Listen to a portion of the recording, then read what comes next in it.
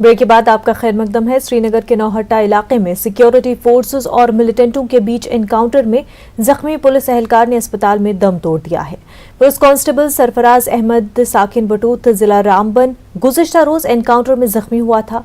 इलाज के दौरान आर्मी अस्पताल में उसे दम तोड़ दिया, जिसके बाद कल शाम के वक्त IRP 16 हेडक्वार्टर पर रामबन में शहीद जवान को खराज अकीदत पेश किया गया। शहीद जवान को जिला तरक्याती council chairperson doctor Shamshad Khan और DIGD KR रेंज जिला तरक्याती काउंसिल चेयरपर्सन समेत पुलिस अफसरान, सिक्योरिटी फोर्स एहलकारों और मकामी लोगों ने फूल चढ़ाकर शहीद को सलामी दी।